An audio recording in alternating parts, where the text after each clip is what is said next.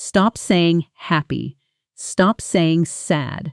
Stop saying good and bad and nice 100 times a day, because in the next few minutes, you are going to walk out of basic English forever and start speaking the way educated native speakers actually speak.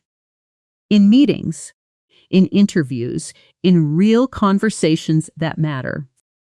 By the end of this video, you will have over 60 advanced words and phrases in your mouth, not just in your notebook, ready to use today.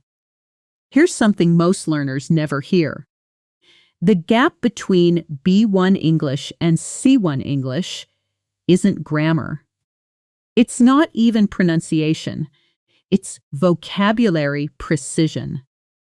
The ability to say exactly what you mean with exactly the right shade of feeling, instead of reaching for the same 5 overused words again and again. A native speaker doesn't think happy. They think elated, content, thrilled, at ease. 5 completely different feelings that a B1 speaker flattens into one boring word. Today, we fix that word by word, situation by situation. I'm Nora, and this channel, Natural Word English, exists for one reason: to take advanced vocabulary out of the textbook and put it directly into your real life, your real conversations, your real job, not lists to memorize. Words you'll actually use by tonight. Here's why this method works when flashcards don't. Your brain doesn't store isolated words well, but it stores stories, situations, and emotions extremely well. So every single word today comes wrapped in a real scene, a real conversation, a real moment you can picture yourself in. When you learn overwhelmed attached to the memory of a stressful Monday morning at the office, that word becomes yours. Permanently. We're going to move through this in blocks, and inside each block, we'll do the same 5 things every time. First, I'll drop you into a real situation. Second, I'll teach you the word in simple English. And I'll tell you exactly which basic word it upgrades. Third, you'll hear it in a natural example sentence. Fourth, in many blocks, you'll hear it inside a real dialogue between 2 people. And sometimes, I'll stop and let you answer for yourself before I give you the model response. Fifth, you repeat out loud. Every time, your mouth needs to physically produce these words, not just your brain recognize them. So, from this second forward, whenever I pause, say the word. Don't just think it. One more thing before we start. Throughout this video, I'll also be training your ear. How words actually connect and blend when native speakers talk fast. How stress and rhythm change meaning, and how to catch the general idea even when you don't understand every single word. That's a skill most courses completely ignore, and it's the reason so many advanced learners can read English perfectly, but still feel lost in a real conversation. We're fixing that today, too. All right. Let's get your first 6 words. This block is about emotional vocabulary. The precise words for exactly how you feel instead of the flat, overused happy, sad, nervous, and confused that every beginner leans on. You just got an email. The job you interviewed for 3 times, the one you almost gave up hope on. You got it. What do you feel? Happy doesn't even come close. The real word is elated. Elated means extremely happy, so happy that it shows on your face and in your energy, a happiness that's almost impossible to hide. It's the upgrade from happy, when happy simply isn't strong enough. Here's a natural example. When she found out she got the promotion, she was absolutely elated. She called her whole family within 10 minutes. Say it with me, elated. One more time, feel the stress on the second syllable, elated. Elated. Now, here's a different feeling. Imagine your best friend asks you to move to another city for a new job, a huge opportunity, but it means leaving everything familiar behind.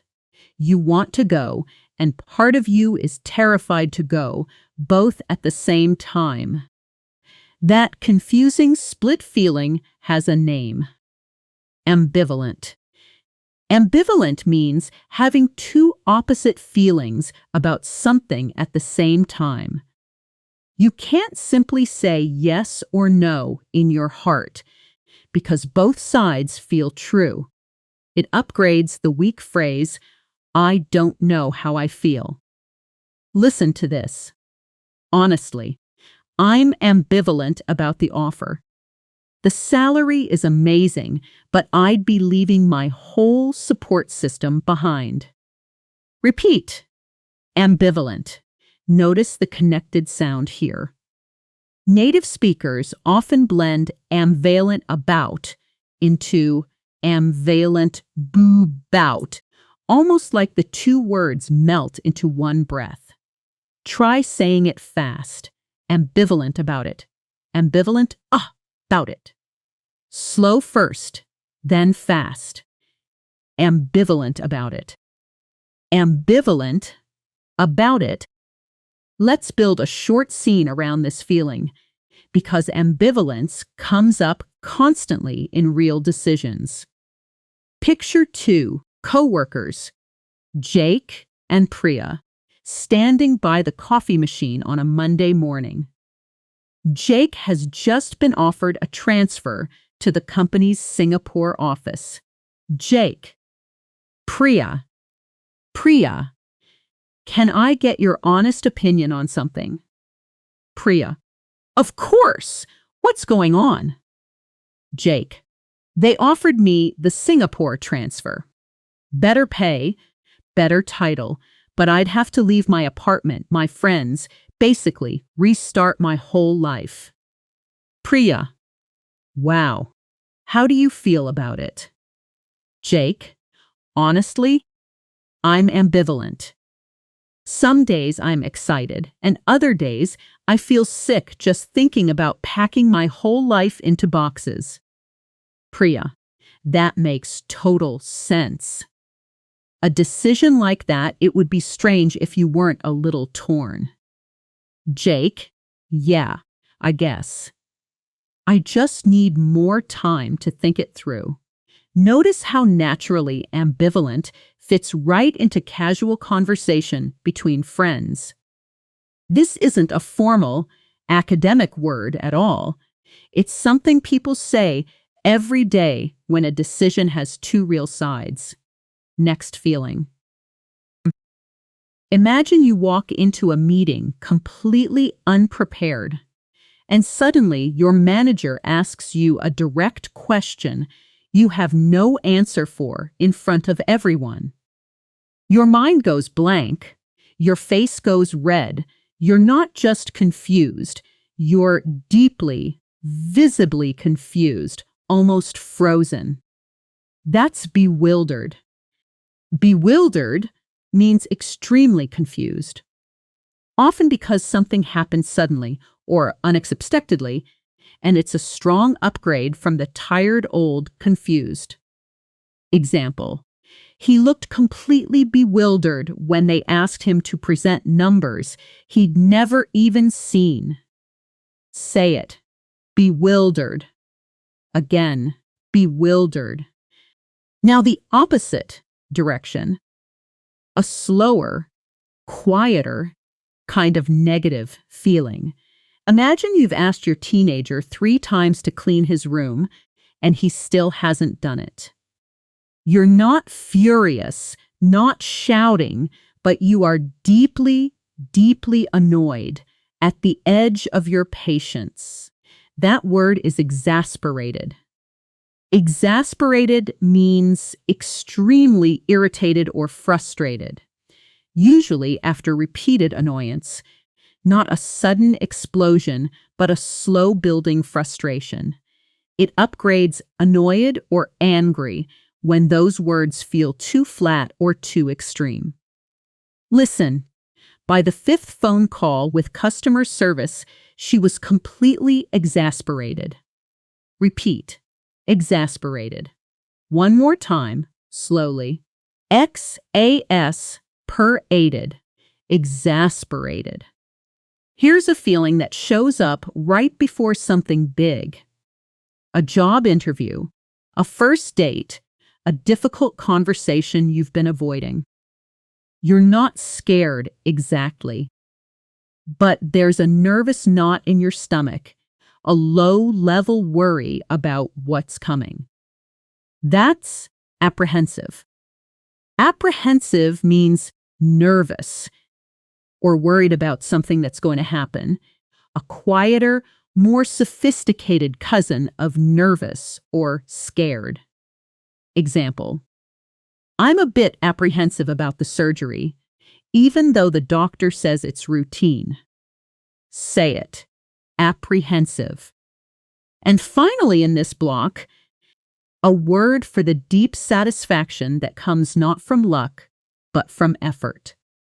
Imagine you spent 6 months training for a marathon and you finally cross the finish line.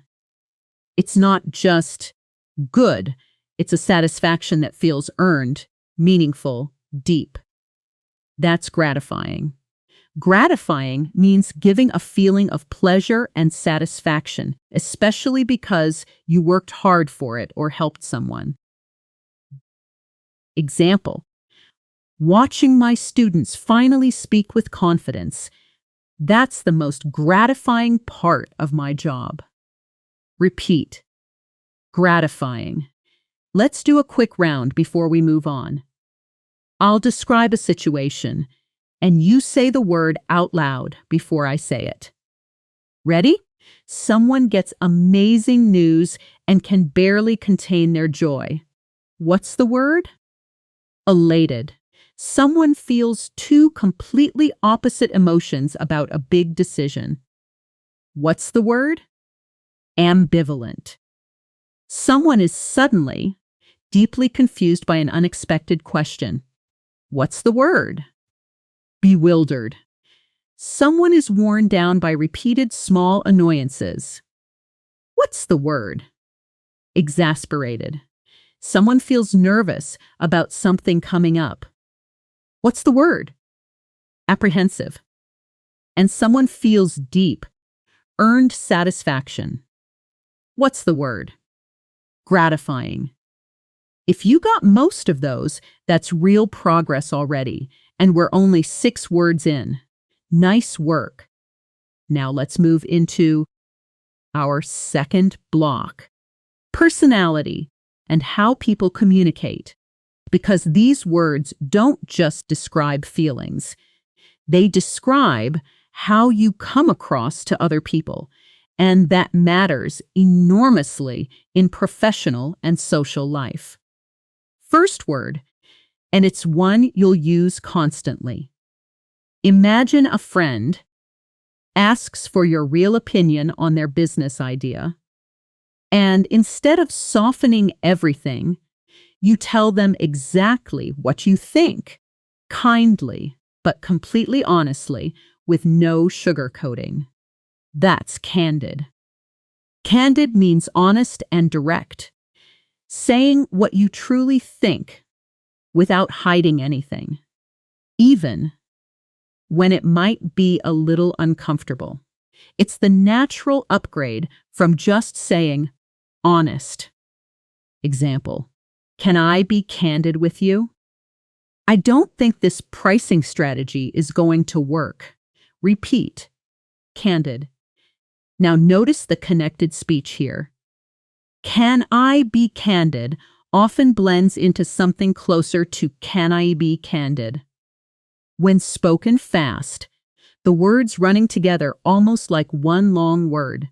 Slow, can I be candid. Fast, can I be candid. Try it yourself, slow then fast. But candid alone isn't always enough, because being honest without any softness can hurt people unnecessarily. So here's the balancing word, tactful. Tactful means being careful and sensitive about how you say something difficult, so you don't upset or offend the other person, even while still being honest. It upgrades polite or nice into something much more precise. It's specifically about how you handle sensitive topics. Example, she was tactful about pointing out the mistake so he didn't feel embarrassed in front of the team. Say it, tactful.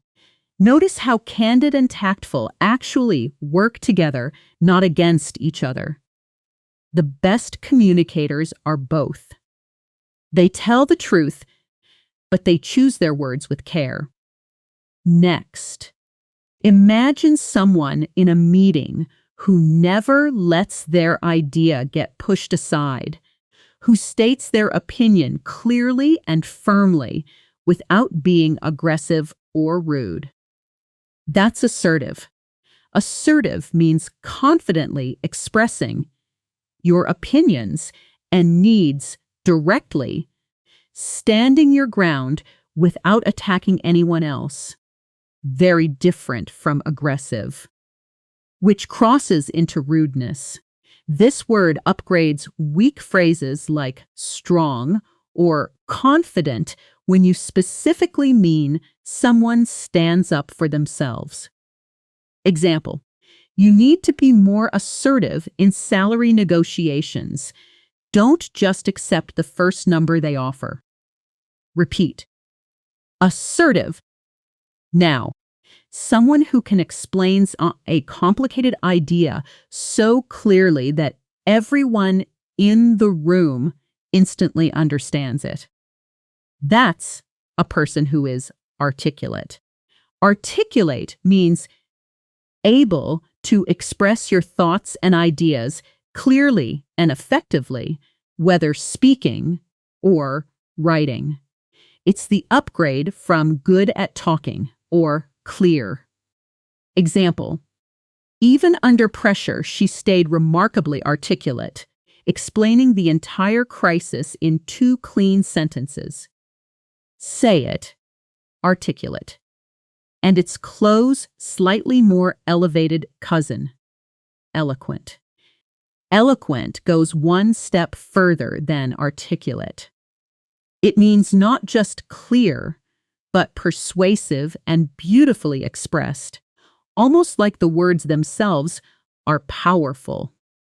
Example, his eloquent speech at the conference had the entire audience completely silent, hanging on every word. Repeat, eloquent. Last word in this block, the ability to notice small but important differences that most people miss, whether in people, situations, or quality. Imagine someone who can taste the tiny difference between 2 similar wines, or spot immediately that a business proposal has a subtle flaw others overlooked. That person is discerning. Discerning means having good judgment. especially the ability to notice fine details and quality that others miss. Example: a discerning reader will notice the contradiction on page 2 that most people skip right past. Say it. Discerning. Let's put several of these words into one real conversation, because that's where they truly come alive. Picture two colleagues, Marcus and Elena, right after a client presentation that didn't go perfectly. Marcus: Elena, can I get your honest take on how that went? Elena: sure, you want me to be candid? Marcus: please, I can handle it. Elena: okay. Your data was solid, genuinely impressive, but you weren't very assertive when the client pushed back on pricing. You kind of backed down too fast. Marcus: yeah, I noticed that myself. Actually, I froze a little. Elena: it happens. But next time, be more articulate about the value you're offering, not just the numbers. Tell the story, not just the spreadsheet. Marcus: that's fair. Anything else? Elena: just one small thing. Try to be a bit more tactful with the intern's questions. He's still learning, and you looked a little exasperated with him today. Marcus: ouch. Okay. Noted. I'll work on that. Notice how naturally these 6 words wove into one honest, supportive conversation between coworkers. This is exactly how advanced English actually sounds in real professional life. Not stiff, not robotic, just precise. Quick, shadowing reminder before we continue, because this technique matters more than almost anything else in this video. Shadowing means listening and repeating immediately, almost like an echo, without waiting, without translating in your head first. Not listen, then think, then repeat, but listen and repeat at nearly the same moment. Letting your mouth copy the rhythm and melody of my voice in real time. So for the next phrase, don't wait for me to finish and then think about it. Try to speak almost on top of my voice, like a shadow following a person. Ready? I really appreciate your candid feedback. Say it with me right now, matching my rhythm, not just my words. Let's move into block 3, vocabulary for work and productivity, because this is where advanced English gets used the most in real adult life, whether that's a job, a business, or simply managing your own time.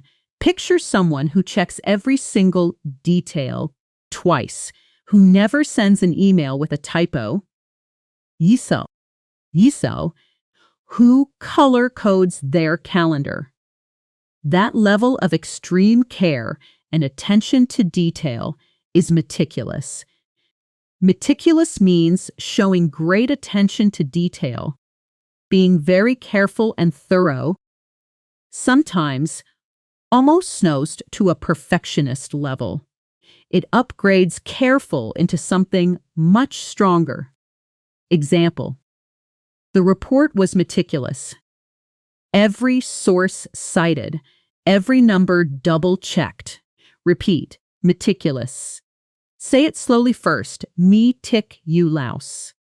Now a little faster. Meticulous. Now imagine a company that has 10 different systems that don't talk to each other, 10 separate steps to do one simple task. And then someone redesigns the whole process into 3 simple steps. That action is to streamline. Streamline means to make a process simpler and more efficient by removing unnecessary steps. Example: we streamlined the onboarding process, cutting it down from 2 weeks to 3 days.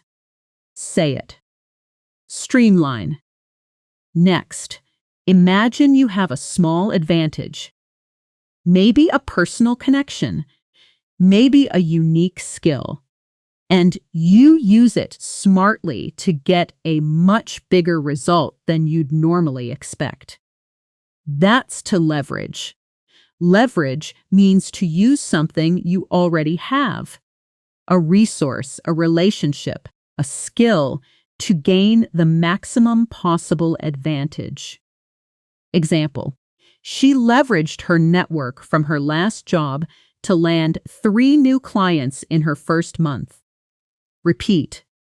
Leverage. Now, someone who doesn't wait for problems to appear, but who identifies them early and acts first. That's proactive. Proactive means taking action before a problem happens, rather than just reacting after it happens. It's the direct upgrade from active or hardworking, specifically capturing the idea of acting first. Example: instead of waiting for complaints, the proactive team redesigned the checkout page before sales even started dropping. Say it. Say it. Proactive. And its opposite in style, not quality. Pragmatic. Pragmatic means dealing with things in a practical, realistic way rather than following ideals or theory. Example: we'd love the perfect solution, but let's be pragmatic. What can we actually finish by Friday? Repeat. Pragmatic. 2 more words here. First, someone who can comfortably handle many completely different types of tasks or situations. That's versatile. Versatile means able to adapt to many different functions or situations easily. Example: he's incredibly versatile. One day he's designing, the next he's presenting to investors. Say it. Versatile.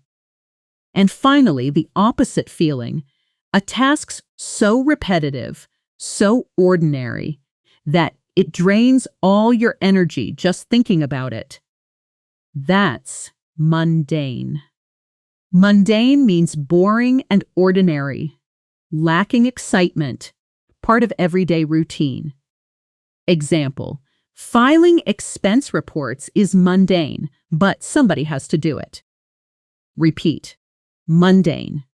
Let's slow down for just a moment here. Take a breath with me.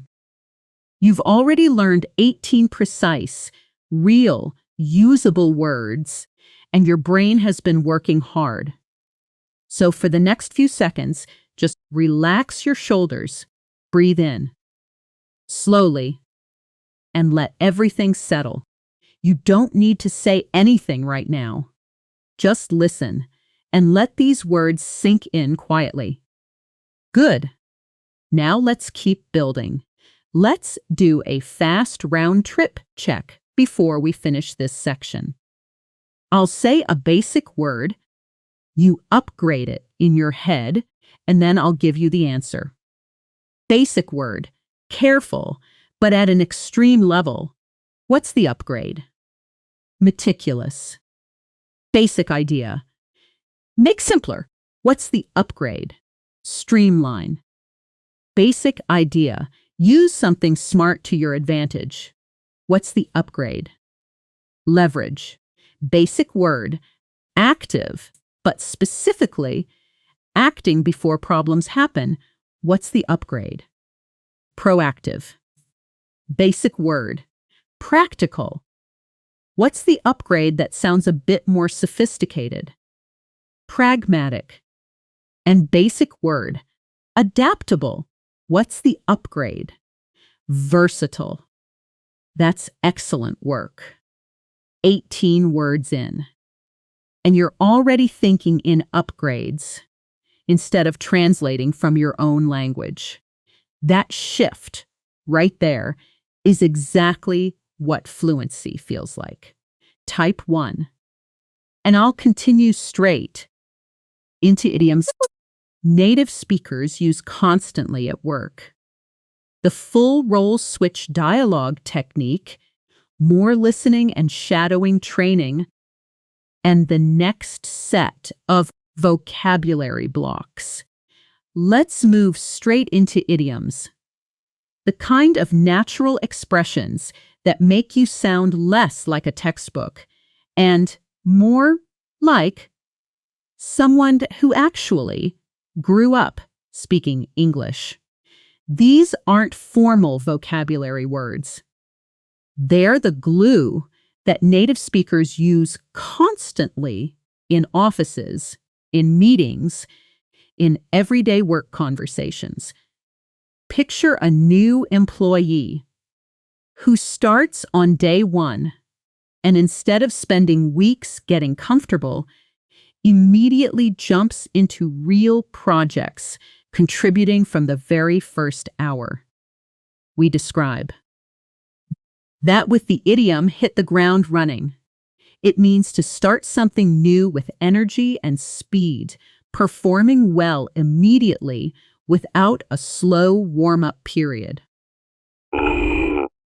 Example: she hit the ground running on her first day. By lunchtime, she'd already fixed 2 bugs the whole team had been stuck on. Say it with me. Hit the ground running. Notice the connected speech. Hit the often blends into something closer to hit the, and ground running flows together smoothly, almost like one long word. Hit-ta, ground running. Slow first, hit. The ground, running. Now fast. Hit-ta, ground running. Next, imagine a team where everyone understands the goal the exact same way. No confusion. No different interpretations. Everyone aligned. We say they're on the same page. On the same page means everyone has the same understanding or agreement about something. Example: before we launch, let's make sure marketing and sales are on the same page about the pricing. Repeat: on the same page. Now the opposite of good practice. Imagine a construction company that skips safety inspections to save time and money. That dangerous shortcut is called cutting corners.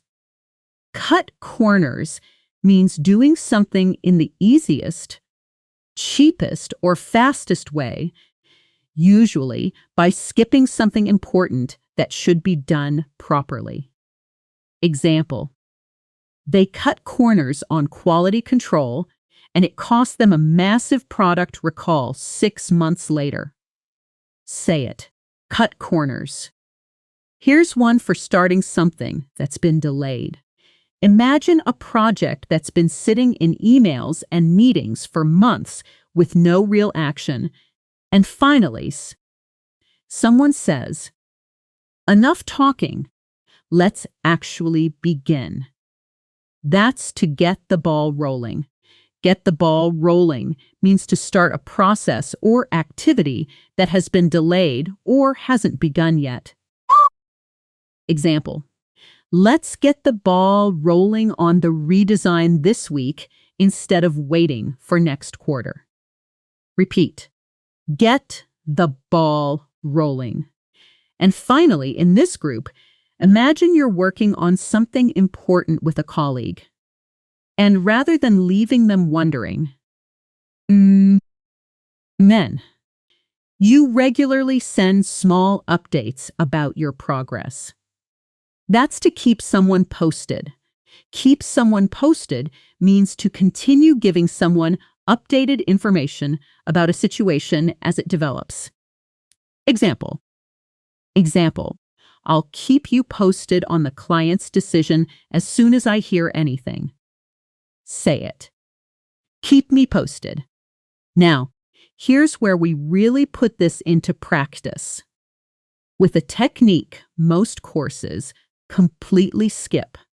I'm going to give you a real workplace conversation, but this time you're not just listening. I'm going to play character A, and then I'll pause and let you respond as character B in your own words, out loud. Before I give you a model answer, this mirrors how real conversations actually work. Nobody hands you a script in real life. Here's the scene. Picture a Monday morning stand-up meeting. Your manager, playing character A, turns to you, analoger. Hey, quick check-in. Where are we with the client project? Are we on track? Now it's your turn. Pause this if you need to, and answer out loud as if you're actually in that meeting. Try to use one of the phrases we just learned. Maybe hit the ground running, or keep you posted, or on the same page. Take a moment.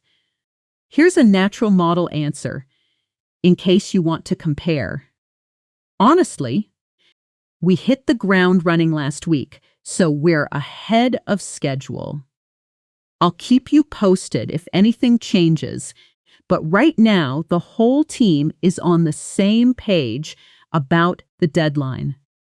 Let's do the role switch one more time with a different situation, because repetition with variation is exactly how this sticks in your long-term memory. This time, picture a coworker playing character A who seems frustrated. Coworker. I feel like we keep cutting corners on this project just to hit the deadline. Doesn't that worry you? Your turn again. Pause and respond out loud. Honestly, the way you actually would in that moment. Here's a model response. Yeah, it does worry me a little. Maybe we should get the ball rolling on a better plan now, instead of scrambling again next month. Do you feel that? That's a completely different kind of practice than simply repeating sentences. You were forced to generate your own English under a little pressure, exactly like a real conversation. That skill, generating language on the spot instead of just recognizing it, is the single biggest difference between someone who understands English and someone who actually speaks it fluently. No. Now let's move into Block 5.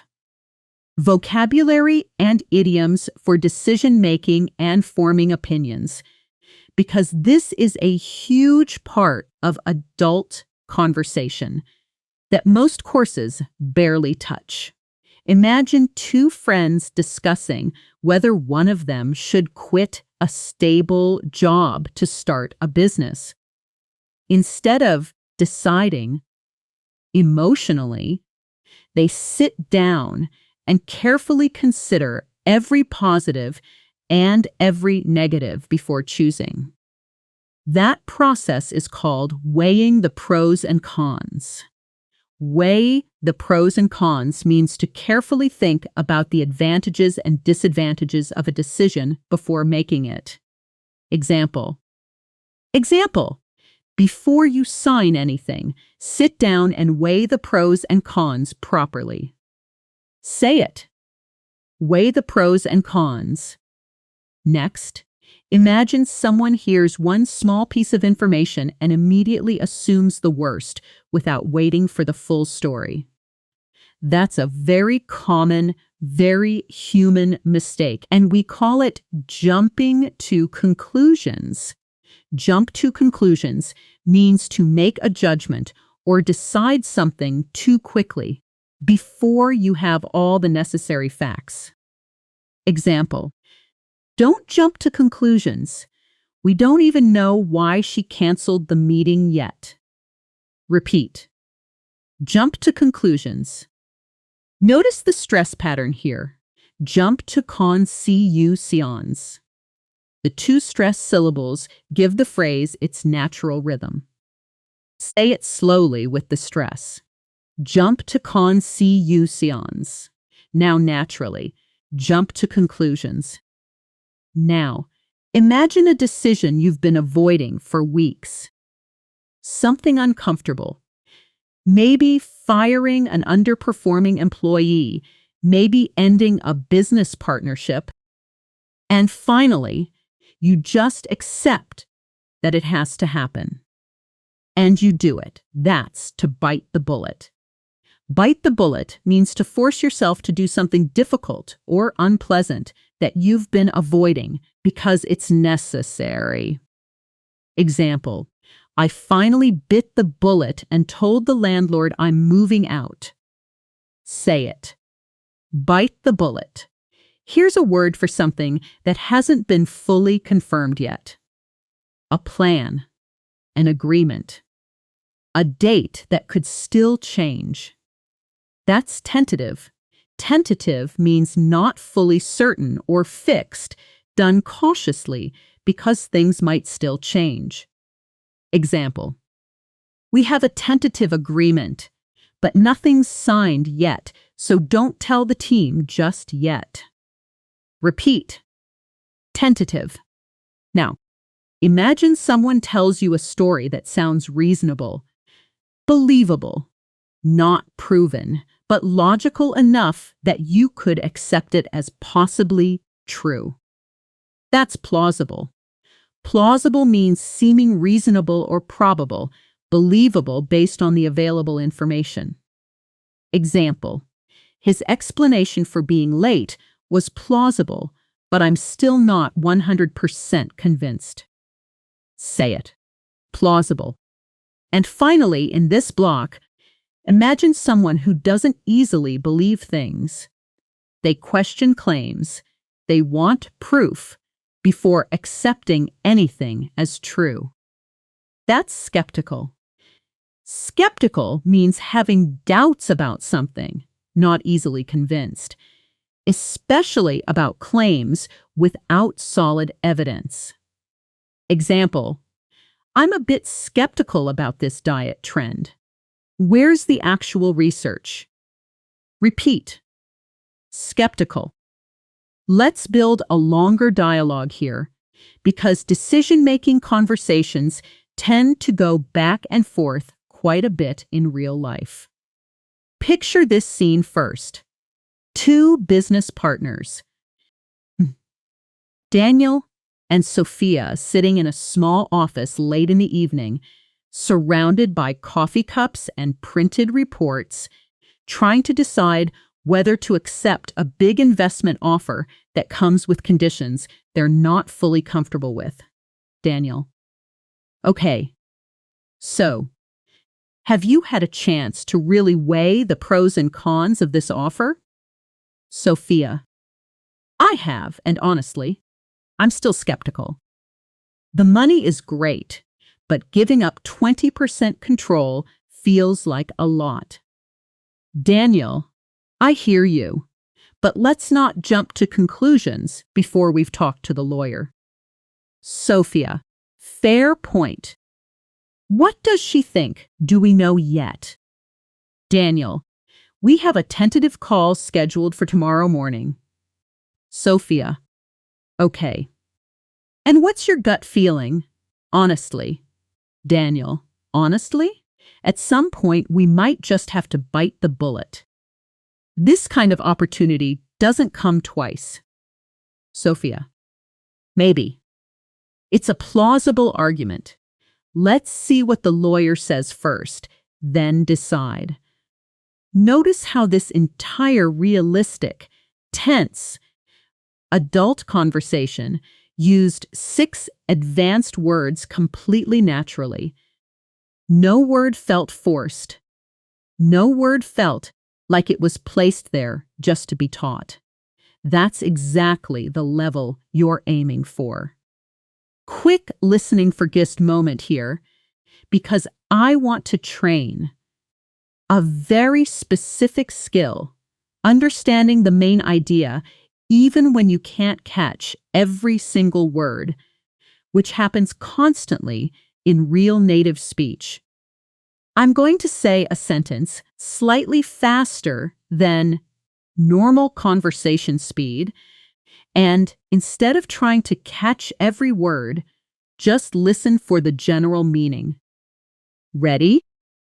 Look, I get that we're all kind of skeptical here, but honestly, at some point, we just gotta weigh the pros and cons and bite the bullet, you know? Did you catch the general idea, even if a few words blurred together? That's completely fine. That's actually the goal. In real conversations, native speakers respond to gist, constantly using small phrases like, I see, that makes sense, right, or got it. Not because they understood every single syllable, but because they caught the meaning. This is a real, useful skill, not a shortcut. Practice saying those gist responses now. I see. That makes sense. Right. Got it. Good. Those 4 small phrases will save you in so many real conversations where speed catches you off guard. Let's move into block 6 now. Vocabulary for relationships and social connection. Because advanced English isn't only about work, it's about how you talk about people and connection. 2.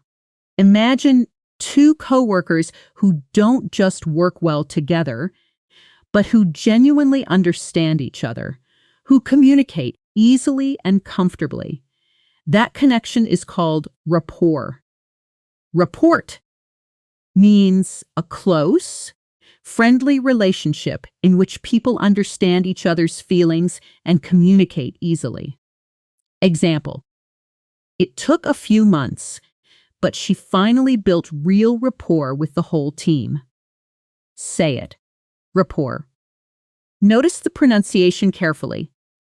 The final T is silent, so it sounds like rapport, not report. Try it slowly. Rapport. Now, naturally, rapport. Next, imagine a manager who notices when an employee is struggling, who genuinely understands and feels what that person is going through, not just intellectually, but emotionally. That's empathetic. Empathetic means able to understand and share the feelings of another person. Example: she's incredibly empathetic. She always seems to know exactly when someone needs support. Repeat. Empathetic. Now, imagine a friend does something kind for you, helps you move, covers a shift, lends you money in an emergency. And later, you do something equally kind for them. That returning of kindness is to reciprocate. Reciprocate means to respond to an action or feeling by doing or feeling the same thing in return. Example: he helped me through a really hard time, so I try to reciprocate whenever I can. Say it. Reciprocate. Here's a word for loyalty and commitment that never weakens, even under pressure. Imagine a friend who stands by you through every difficulty, whose support never changes no matter what happens. That's unwavering. Unwavering means steady and not changing. especially in loyalty, commitment, or determination. Example, her unwavering support got me through the hardest year of my life. Repeat, unwavering. Next, a word for doing something with your full, complete commitment, holding nothing back. Imagine agreeing to help a friend not out of obligation, but with your entire heart. That's wholeheartedly. Wholeheartedly means completely and sincerely, with full commitment and enthusiasm. Example, I wholeheartedly believe you made the right decision. Say it, wholeheartedly. And finally, in this block, imagine someone who goes through a painful divorce, a job loss, a serious illness, and instead of breaking down permanently, finds a way to recover and keep moving forward. That strength is called resilient. Resilient means able to recover quickly from difficulties, mentally and emotionally strong in the face of hardship. Example, kids are often more resilient than we give them credit for. Repeat, resilient. Let's do a self-practice exercise now, because this is one of the most powerful techniques for turning passive vocabulary into active, automatic speech. I want you to describe your current surroundings out loud, right now, using your senses. What you see, what you hear, what you feel, and try to naturally include at least one or two of today's words. I'll model it first. Here's mine. There's a lamp beside me, casting a warm, gentle light across the room. I can hear faint traffic outside, and honestly, I feel quite content right now, maybe even a little elated, because I know exactly how much progress you're making. Now it's your turn. Pause the video. Look around you and describe your own space out loud using at least one word from today. Don't worry about being perfect. Just speak. This kind of unscripted, sensory practice is exactly what turns vocabulary into instinct. You're doing genuinely excellent work. We've now covered 30 advanced words and phrases, real ones, wrapped in real conversations you could actually have this week. And we're only about halfway through.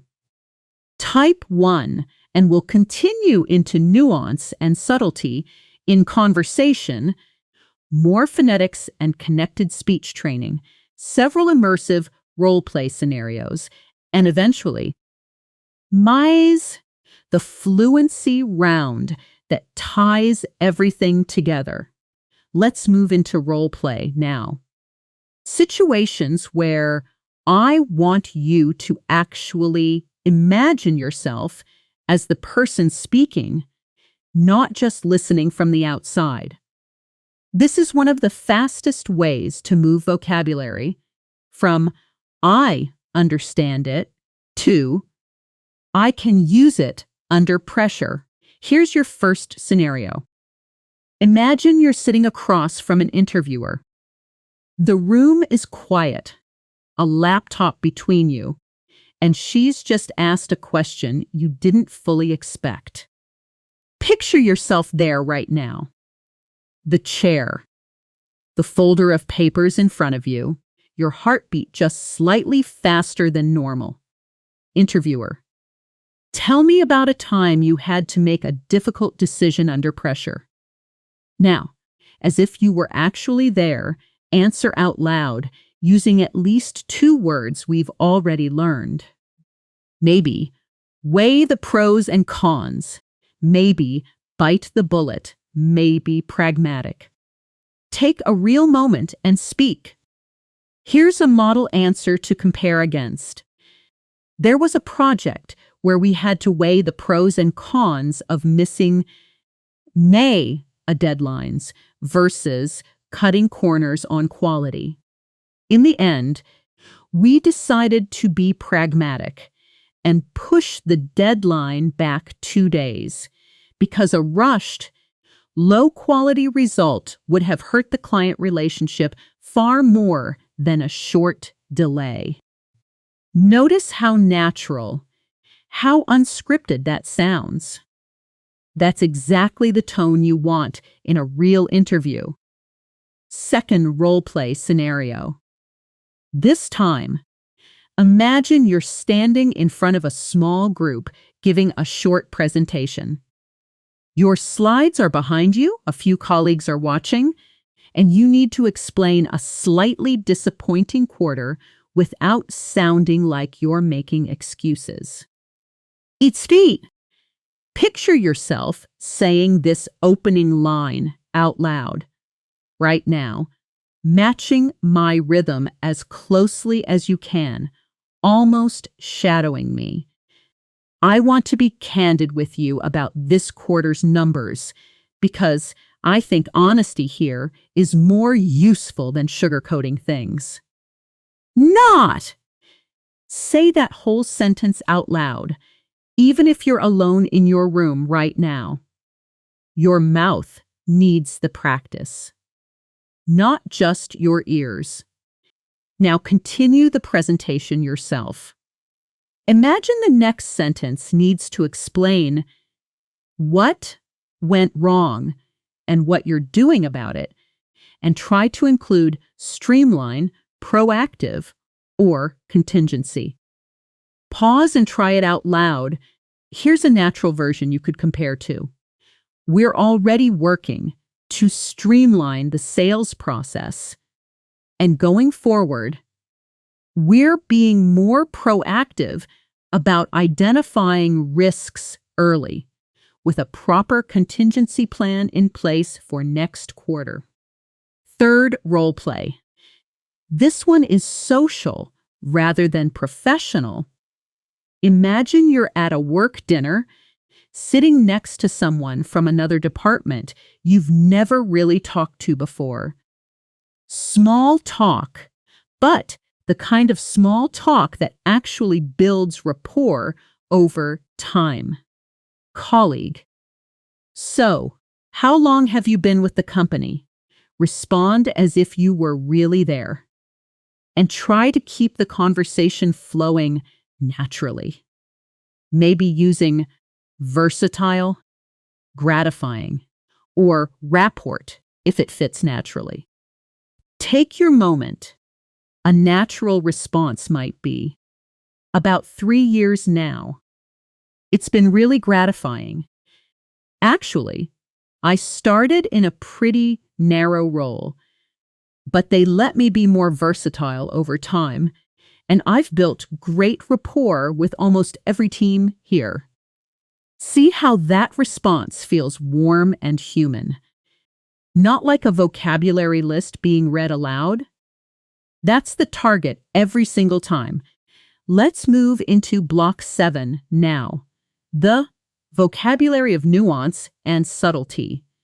Because advanced English speakers don't just say things directly. They often say things carefully, indirectly, leaving room for interpretation. Understanding this layer is often what separates a strong intermediate speaker from a truly advanced one. Imagine 2 versions of feedback. One version says simply, "This is bad." The other says, "There's a slight inconsistency in tone between the introduction and the conclusion that might be worth revisiting." The second version captures something the first one completely misses. A small, precise difference. That precision is called nuanced. Nuanced means having small, subtle differences in meaning, expression, or feeling. showing careful attention to detail rather than broad, simple statements. Example, her argument was nuanced. She wasn't saying the plan was bad, just that the timing felt off. Say it. Nuanced. Related to this, imagine a hint, a small clue in someone's tone of voice or body language that most people would completely miss, but that reveals something important. That small, hard-to-notice quality is subtle. Subtle means not obvious or immediate, requiring close attention to notice. Example, there was a subtle change in his voice when you mentioned the merger. Did you catch that? Repeat, subtle. Be careful with the pronunciation here. The B is silent. It's not subtel. It's S-U-H tell. Say it slowly. S-U-H tell. Now, naturally, subtle. Now, imagine someone in a meeting says, "That's an interesting timeline," but their tone and pause suggest they actually think the timeline is unrealistic. They just didn't say it directly. Understanding that hidden meaning is called reading between the lines. Read between the lines means to understand the real, often unspoken meaning behind what someone is saying, beyond just the literal words. She said the project was fine, but reading between the lines, I think she's actually pretty unhappy with it. Say it. Read between the lines. Next, imagine a coworker tells you a rumor about the company. Something they heard secondhand from someone else, and you decide not to fully believe it until you get real confirmation. That cautious attitude is called taking something with a grain of salt. Take something with a grain of salt means to not fully believe something. Treating it with reasonable doubt, especially information from an uncertain source. Example, I'd take what he says with a grain of salt. He tends to exaggerate. Repeat, take it with a grain of salt. Now, imagine you're telling a story about your weekend, and suddenly you start talking about something completely unrelated, wandering off the original topic before eventually coming back. That wandering is to digress. Digress means to move away from the main topic temporarily while speaking or writing. Example, sorry, I'm digressing. Let's get back to the budget discussion. Say it. Digress. And finally, in this block, imagine two reports about the exact same event that don't quite match. Small differences, small contradictions between them. That mismatch is a discrepancy. Discrepancy means a difference or inconsistency between two things that should otherwise match. Example, there's a discrepancy between what the client said and what's written in the contract. We need to clarify that before signing. Repeat, discrepancy. Let's build one more layered dialogue here, because this block especially benefits from seeing how people communicate indirectly in real English. Picture two friends, Hannah and Ben, discussing a mutual friend's new business. Partner, someone Hannah has a bad feeling about, but doesn't want to say too directly. Ben, so, what did you think of Alex? Seems like a solid guy for the partnership. Hannah, he seemed fine, nice enough. Ben, you don't sound totally convinced. Hannah, I don't know. There was something subtle in the way he talked about the last company he worked for. It felt off. Ben, Reading between the lines. You're saying you don't trust him? Hannah, I'm not saying that exactly. I just take his numbers with a grain of salt until we see the actual paperwork. There was a small discrepancy between what he told us and what's on his website. Ben, fair enough. I'll ask him for the full financials before we digress into more small talk next time and forget to actually check. Sam. Hannah, exactly. Better safe than sorry. Notice how this entire conversation is built almost completely on nuance. Nobody says, I don't trust him, directly. And yet the meaning is completely clear if you're listening carefully. That's advanced English in real life, and now you understand it. Let's slow the pace down again for a short moment, because we've covered a huge amount of ground. Take a breath in with me, slowly, and let it out. You now genuinely understand words that most B1 and even B2 learners never touch. Nuanced, nonverbal cues. Hidden, meaning in tone. That's not small progress. That's a real shift in how you'll experience English conversations from now on, whether it's a movie, a meeting, or a conversation with a native friend. Just sit with that for a second before we continue. Now, Block 8. Vocabulary for reflection, outcomes, and moving forward, because every good conversation eventually needs language for looking back and looking ahead. Imagine someone looking back at a decision they made a year ago, now understanding something they simply couldn't have known at the time. That backward-looking clarity is called hindsight, most often used in the phrase, in hindsight. In hindsight means looking back at a past situation with the understanding or knowledge you have now, which you didn't have at the time. It is. Example. In hindsight, we probably should have tested the product with a smaller group first. Say it. In hindsight.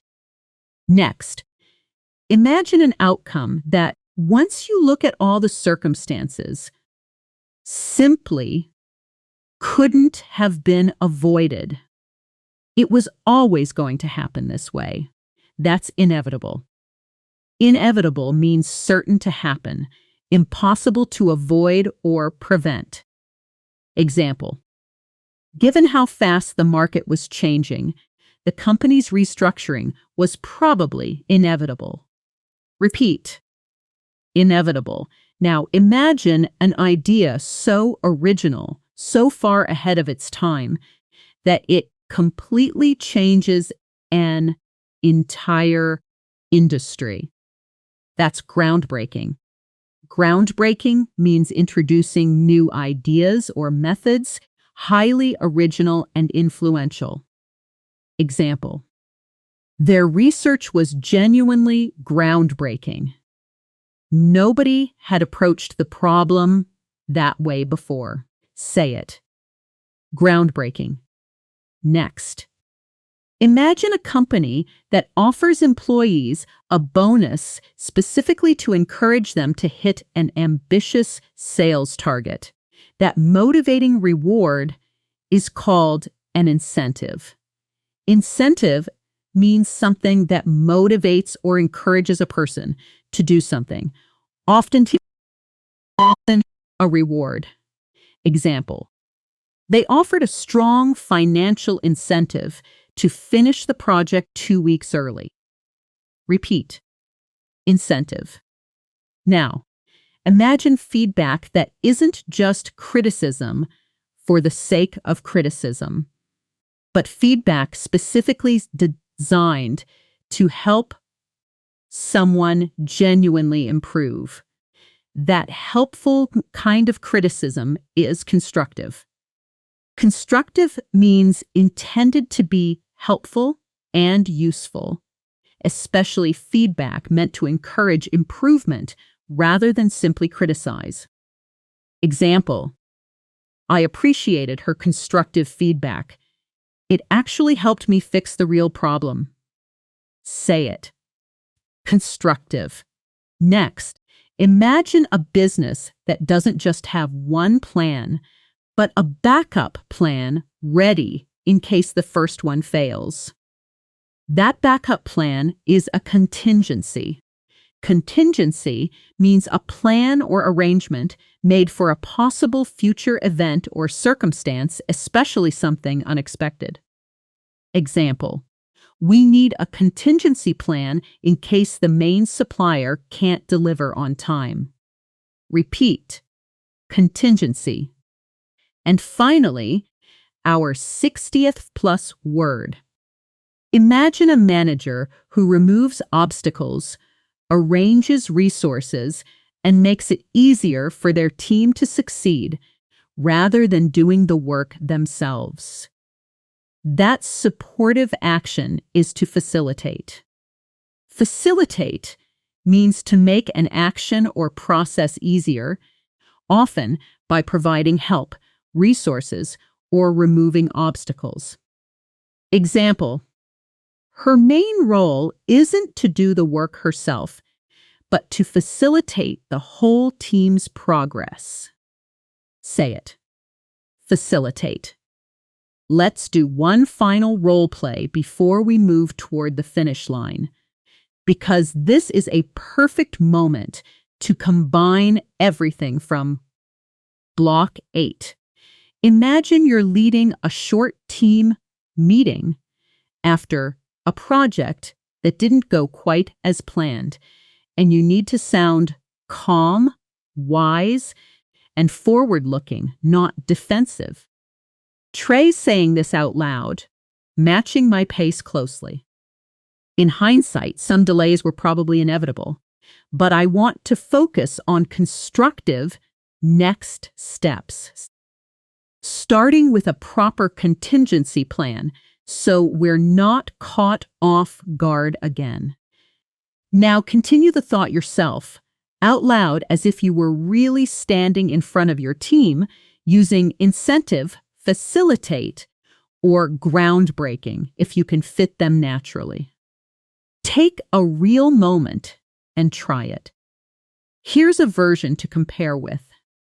Going forward, I want to facilitate more open communication early in the process, and maybe even offer a small incentive for whoever spots risks before they become real problems. This next phase could genuinely be groundbreaking for the team if we get it right. We've now covered over 60 precise, natural, real advanced words and phrases across emotions, personality, work, idioms, decisions, relationships, nuance, and reflection. And every single one of them came wrapped in a real conversation you could actually imagine yourself having. Type 1, and we'll move into the final stretch. One more, listening and connected speech training segment, the full fluency round, where we rapid review everything at speaking speed. Your self-practice sensory challenge.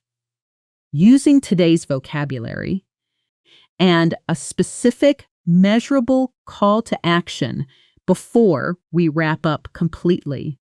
Let's do one more round of listening and connected speech training before we bring everything together, because native English rarely sounds like individual words. It flows, blends, and speeds up in predictable patterns. And once you know those patterns, understanding fast speech becomes dramatically easier.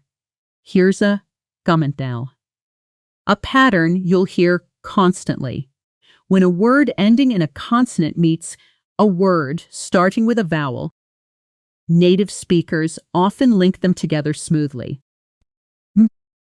Ni, almost like the consonant jumps onto the next word.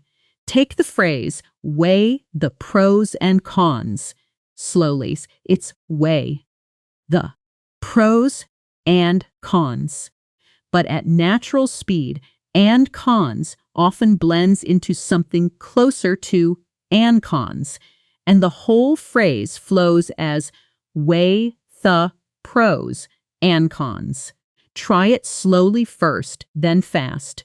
Weigh the pros and cons, with the pros and cons. Here's another one. Get the ball rolling, slowly. Get the ball rolling. At speed, get the often becomes gi the, almost dropping the hard T sound entirely, so it flows as get the ball rolling. Practice it slowly, then fast. Get the ball rolling. Get her ball rolling.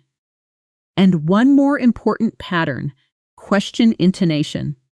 Notice how a genuine yes or no question rises in pitch at the end, while a statement, even one phrased with hesitation, tends to fall.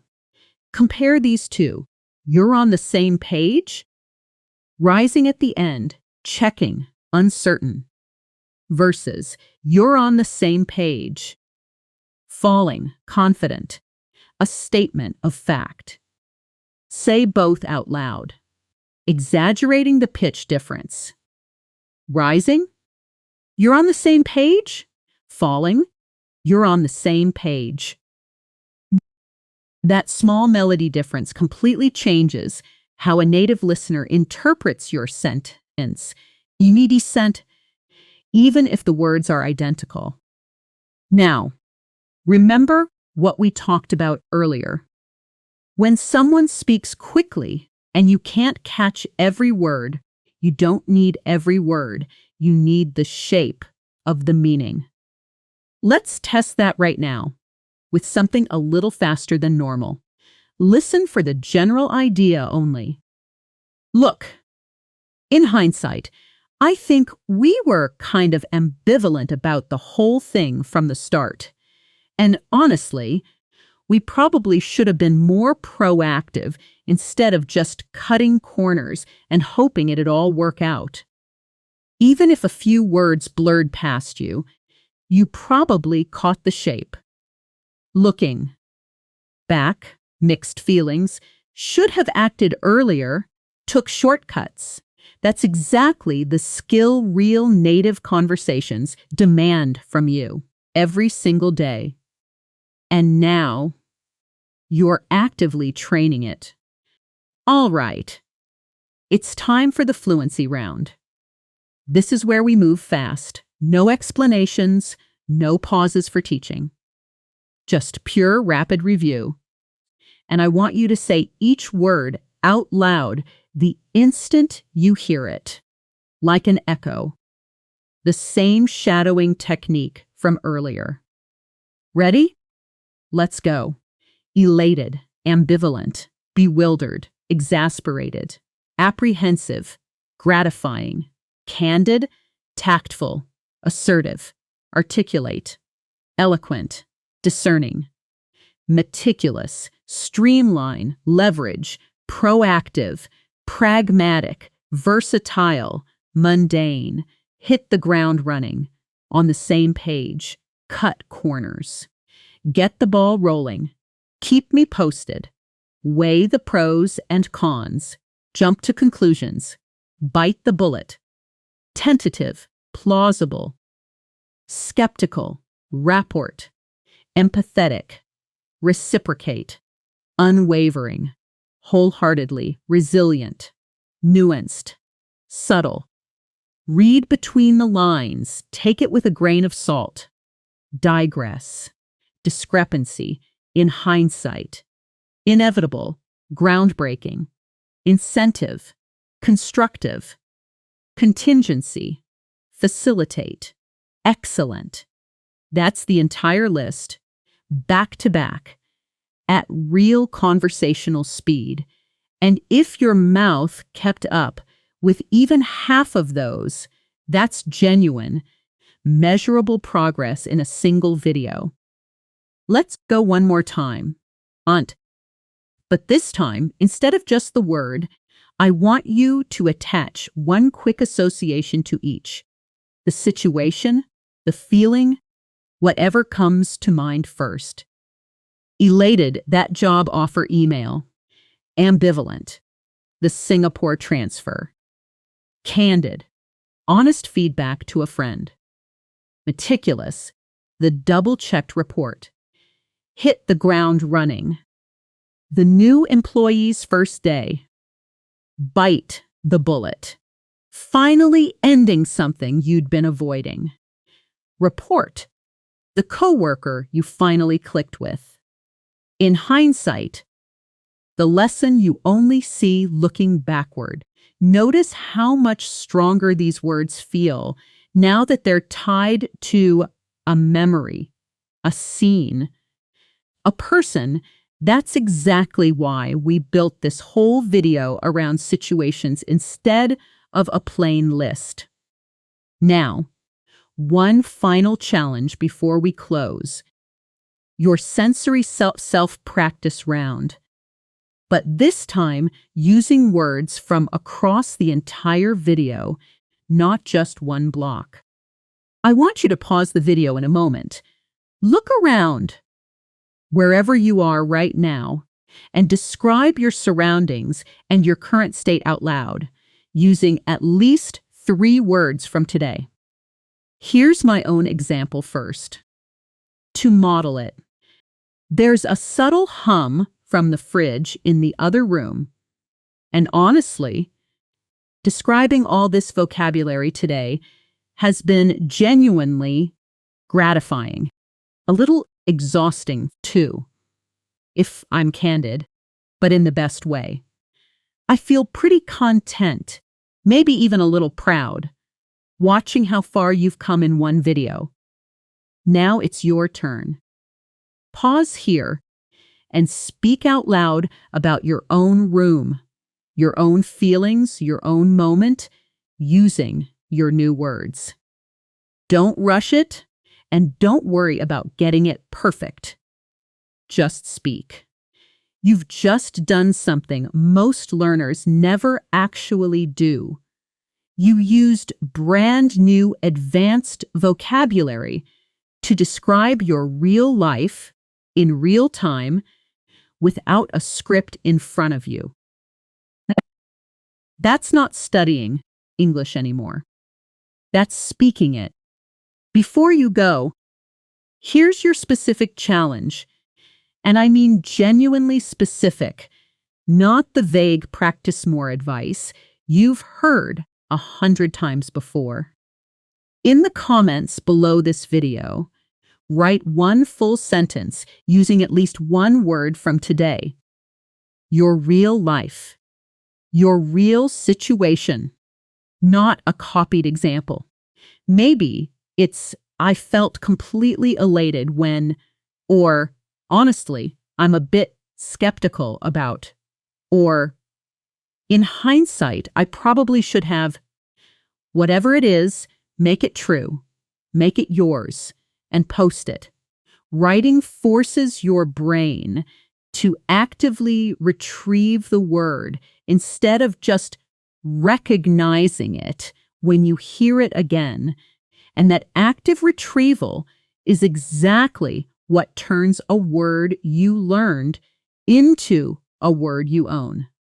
And if even one of these 60+ words genuinely surprised you today, a word you didn't know, or a phrase you'd heard before, but never quite understood, that's exactly the kind of growth this channel exists for.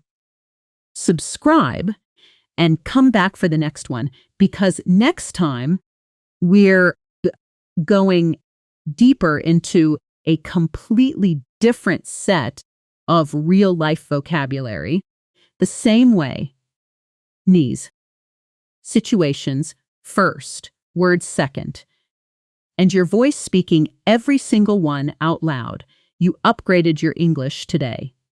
Not with theory, not with a list you'll forget by tomorrow, but with real words, in real conversations, in your own real voice.